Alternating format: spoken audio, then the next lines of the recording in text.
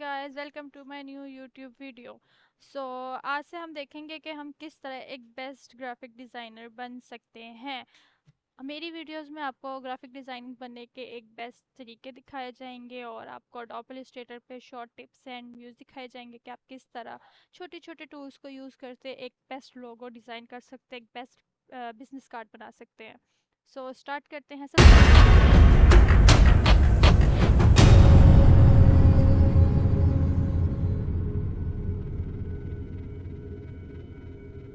सबसे पहले तो हम देखते हैं कि ग्राफिक डिज़ाइनिंग में हम क्या कर सकते हैं। काफ़ी लोग होते हैं, कह देते हैं हमने ग्राफिक डिज़ाइनर बनना है, हमने ग्राफिक डिज़ाइनर बनना है, लेकिन उन्हें ये आइडिया नहीं होता कि ग्राफिक डिज़ाइनिंग में हमने करना क्या है। ग्राफिक डिज़ाइनर बनने के लिए हमें आना क्या चाहिए, उसमें कौन सी ऐसी ऐप्स है जो कि हम यूज़ करें। तो हम बातों को कम करते हैं और ज़रा आपको दिखाती हूँ कि आप ग्राफिक डिज़ाइनिंग में क्या क्या कर सकते हैं, कौन कौन सी ऐप यूज़ कर सकते हैं। So let's start it. तो आपको यहाँ पे एक छोटा सा पीडीएफ फॉर्म दिख रही होगी, आप लोग इसके देख सकते हैं। इसमें मैं आपको बताऊंगी कि हम ग्राफिक डिज़ाइनिंग क्या क्या। सबसे पहले आपको मैं ये बताऊंगी कि हम ग्राफिक डिज़ाइनिंग बना क्या क्या सकते हैं। हम ग्राफिक डिज़ाइनिंग करते वक्त हम किस चीज़ को क्रिएट कर सकते हैं। तो ग्राफिक डिज़ाइनर में सबसे पहले ग्राफिक डिज़ाइनिंग में सबसे पहले जो हम यूज़ करते हैं, मैं पहले आपको ऐप्स दिखा देती हूँ। हम जो ग्राफिक डिज़ाइनिंग के लिए ऐप्स यूज़ करते हैं वो एक है अडोब इलस्ट्रेटर 2020 वर्जन। मेरे पास जो पीसी में इंस्टॉल हुआ है वो अडोब इलस्ट्रेटर का 2020 वर्जन है। इसके अलावा एक यूज़ करते हैं अडोब फोटोशॉप। ये बेस्ट दो ऐप्स है जो कि आप अडोब इलस्ट्रेटर और अडोब फोटोशॉप जो आप ग्राफिक डिज़ाइनिंग में यूज़ करते हैं, और इन्हीं ऐप्स को यूज़ करते हुए आप बिजनेस कार्ड बना सकते हैं, ब्रोशर बना सकते हैं, logos, mockups, social media post, ऐसी चीज़ें डिज़ाइन कर, वेबसाइट करते हैं, बैनर्स बना सकते हैं, थंबनेल बना सकते हैं। ये सारी ऐप्स को हम यूज़ करते हुए हम ऐसी चीज़ें बना सकते हैं। तो इन सब के बारे में तो हम आहिस्ता आहिस्ता देखेंगे, आगे आगे वीडियोस जैसे जैसे मेरी आती जाएंगी उसमें आप देख सकते हैं कि हम किस तरह इस पे काम करेंगे। तो सबसे पहले तो हम अडोब इलस्ट्रेटर को स्टार्ट करते हैं कि अडोब इलस्ट्रेटर पे हम लोग कर क्या सकते हैं। आपके यहाँ पे बेसिक शेप्स एंड टूल दिख रही होंगी, मैं आपको जूम करके दिखाती हूँ। ये देखें, ये बेसिक शेप्स एंड टूल है जिसको यूज़ करते हैं हमने ये शेप बनाई है, ये शेप्स बनाई है। ये सारे टूल्स हैं उसके जो कि हम ग्राफिक डिज़ाइनिंग में यूज़ करते हैं। अडोब इलस्ट्रेटर के अंदर हम इन शेप्स को यूज़ करते हैं, बिजनेस कार्ड बनाते हैं। इन्हीं शेप्स को यूज़ करने का एक अलग अलग तरीका है। अब इस शेप को बनाने के लिए एक अलग टूल यूज़ हुआ है, इस शेप को बनाने के लिए एक अलग टूल यूज़ हुआ है, इसके लिए कुछ अलग हुआ है, इसके लिए अलग टूल यूज़ हुआ है। ये अब हर शेप में अपनी एक स्पेसिफिकेशन है, अपनी एक अलग टूल यूज़ करके उन्होंने हमने इसको क्रिएट किया है। तो हम सीखेंगे कि हम ये किस तरह क्रिएट कर सकते हैं। इसके अलावा हम क्या कर सकते हैं, अडोब इलस्ट्रेटर पे हम वेक्टर ट्रेसिंग, ये भी एक टूल है अडोब का, कि इस पे आपको एक वेक्टर ट्रेसिंग का दिया जाता है, एक पेन टूल का। वेक्टर ट्रेसिंग क्या होती है कि किसी भी वेक्टर को आपने ट्रेस करना होता है। पेन टूल भी ट्रेसिंग के लिए यूज़ हुआ जाता है। तो ये बेस्ट थिंग है हमारे अडोब इलस्ट्रेटर पे। अगर आपको ये आता है तो आप एक बिजनेस कार्ड अच्छा बना सकते हैं। इसके अलावा बिजनेस कार्ड भी आप इसी के थ्रू बनाते हैं, social media designs, flyer designs, mock-up भी आप इसी के थ्रू बना सकते हैं, लोगो डिज़ाइन भी आप अडोब में ही बनाते हैं।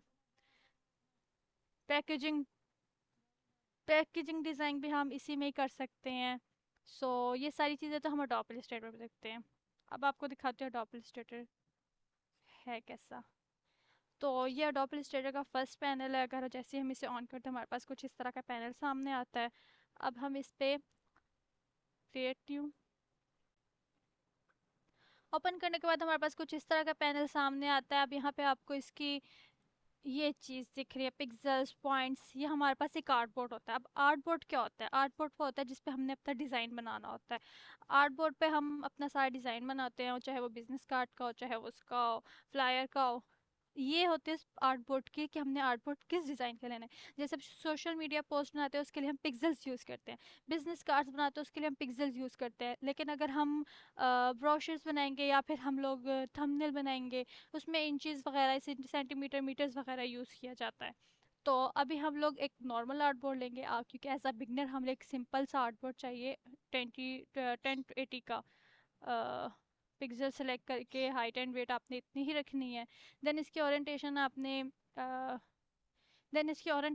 इसकी लैंडस्केप रखनी है, पोर्ट्रेट नहीं रखनी। पोर्ट्रेट जो होती है वो हम लोग पोस्टर्स के लिए रखते हैं, लैंडस्केप जो होती है हम बिजनेस कार्ड के लिए रखते हैं। देन आर्टबोर्ड आपने वन सेलेक्ट करना है।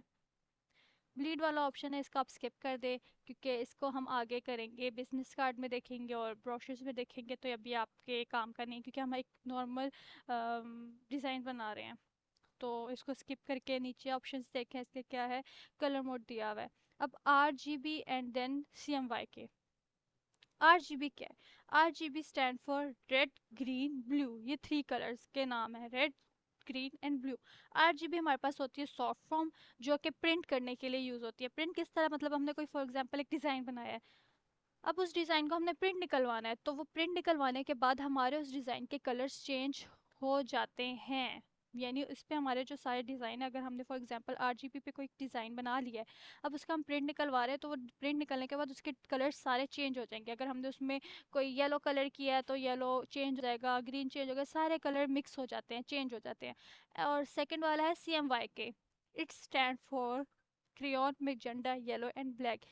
ये हमारे पास जो होता है ये प्रिंटेबल होता है, ये इसकी हार्ड फॉर्म है। हार्ड फॉर्म इस तरह है क्योंकि अगर हम इसको प्रिंट करवाते हैं, अगर इस पर कोई डिज़ाइन हम बनाते हैं और उसका हम प्रिंट निकलवाते हैं, जैसे फॉर एग्जांपल हमने बिजनेस कार्ड डिज़ाइन किया और अब हम उसका प्रिंट निकलवाना चाह रहे हैं, तो प्रिंट निकलवाने के बाद इसके कलर चेंज नहीं होंगे। ऊपर वाला जो है RGB, उसमें कलर चेंज हो जाते हैं, और नीचे वाला जो उसमें कलर चेंज नहीं होते। तो इस बात का आपने ध्यान रखना, अगर आप प्रिंटेबल कोई चीज़ डिज़ाइन कर रहे हैं तो उसका फिर आप लोग इसका ध्यान रखते हुए इसका काम करें। अभी हम लोग सिंपल बना रहे हैं, यानी सिंपल एक डिज़ाइन बना रहे हैं, आर्टबोर्ड देख रहे हैं कि हम किस तरह एक आर्टबोर्ड क्रिएट कर सकते हैं, तो हम RGB पे रखेंगे। आगे बाकी दो ऑप्शन आपने इसी तरह रखना है, देन क्रिएट।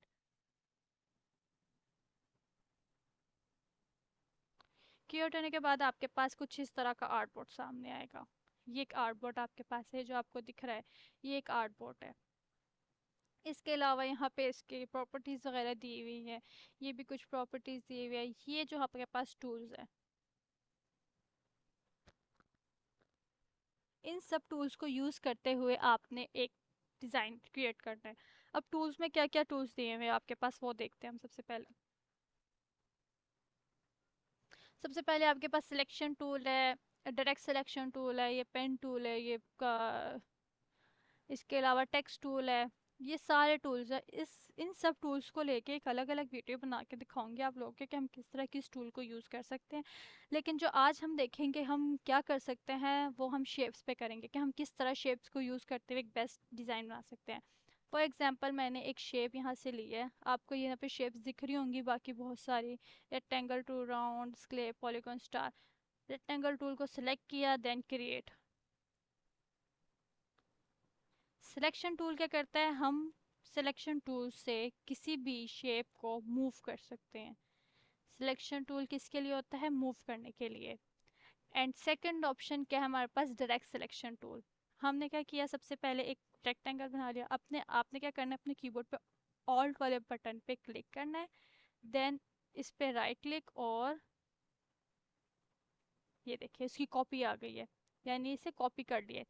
फिर से इस पे पहले आर्टबोर्ड पे क्या, सॉरी, कीबोर्ड पे आपने ऑल बटन पे क्लिक करना है, देन ये देखें ये 3 शेप हो गया। अब हम इसे पहले अरेंज कर लेंगे, this and like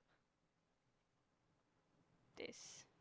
direct selection tool क्या करता है हमारे पास, अब हमने डायरेक्ट सिलेक्शन टूल को सिलेक्ट किया, देन इसके एंकर पॉइंट को पकड़ा यहाँ से एंड स्क्रॉल, ये देखिए इससे अपनी शेप ही चेंज कर दी। देन इसको उठा के यहाँ से देखिए, अब आपको समझ आ रहा होगा डायरेक्ट सिलेक्शन टूल से हम क्या कर सकते हैं, यानी हम एक शेप को, एंकर पॉइंट को मूव करा सकते हैं, किससे, डायरेक्ट सिलेक्शन टूल से। सिलेक्शन टूल हमारे पास जो एप शेप्स होती हैं उन्हें मूव करने के लिए यूज़ किया जाता है, और डायरेक्ट सिलेक्शन टूल जो हमारे पास होता है वो हम शेप्स के एंकर पॉइंट्स को अ, अब हम इस पे कलरिंग कैसे कर सकते हैं, हमने इस वाले पार्ट को सिलेक्ट किया। यहाँ पे आपको ये दो ऑप्शंस दिख रहे होंगे, ये फिल है, ये स्ट्रोक्स है। जो फिल होता है वो हमारे पास अंदर के कलर्स जो होते हैं, यानी एक स्केट के अंदर हम कौन सा कलर करेंगे, और जो स्ट्रोक आता है इसे आउटलाइन कहा जाता है। स्ट्रोक जो होती है वो आउटलाइन होती है, और जो फिल होता है वो उसके अंदर का कलर होता है। अब फिल में हमने कौन सा कलर किया, यहाँ से हम एक कलर चूज कर लेंगे, ये वाला। स्ट्रोक को हम ब्लैक ही रहने देते हैं, इसको भी हमने सेलेक्ट किया, देन सेम कलर। अब कलरिंग का एक और तरीका है। अब यहाँ पे आपको इसमें डिफरेंस दिख रहा होगा, ये लाइट है ये डार्क है। अगर हमें सेम कलर चाहिए तो हम दोबारा तो इसको वैसे नहीं कर सकते, क्योंकि देखिए अगर मैं इस पर जहाँ मर्जी घूम लूँ लेकिन मुझे सेम वैसा कलर नहीं मिलेगा। ये देखिए कुछ समझ नहीं आ रहा कि कौन सा सेम कलर है। तो इसका एक बेस्ट तरीका क्या है, ये देखिए अभी भी डिफरेंस है दोनों में। आपने क्या करना है, पहले आपने उस शेप को सेलेक्ट करना है। देन यहाँ से आपको मिलेगा ये वाला eye dropper tool. Eye dropper tool को सेलेक्ट करना है, देन जो सा कलर जौन सा भी कलर चाहिए उस पर क्लिक कर देना है। ये देखिए as it is same colour हो गया। अगर मैं इसको सिलेक्ट करती हूँ देन आई ड्रॉपर टूल को किया एंड देन ये देखिए वाइट हो गया, क्योंकि मैंने वाइट पे किया है। देन अगर मैं फिर इसको आई ड्रॉपर, और ये देखिए आई ड्रॉपर टूल जो होता है वो कोई कलर चूज़ करने के लिए यूज़ किया जाता है। देन ऊपर वाले का भी कलर चेंज करेंगे, उसको हम यहाँ से देते हैं कुछ ब्राउनिश सा colour. I think so, black grey में आ गया, ये सही है। ये देखिए अब इस अब आप देख रहे हैं कि अगर मैं इस शेप को उठाती हूँ तो ये अलग हिल रही है, मतलब अलग अलग जा रही है। अब आपने अगर किसी आपने एक मूव लिया है और आपको लग रहा है मूव मैंने गलत ले लिया और आप दोबारा उसे वैसे ही करना चाह रहे हो, तो आप क्या दबाएंगे, कंट्रोल जी। कंट्रोल जी पे जितनी दफ़ा दबाएंगे वो उतनी दफ़ा पीछे आता जाएगा। ये देखिए आप सेलेक्ट हो गए वहीं आगे।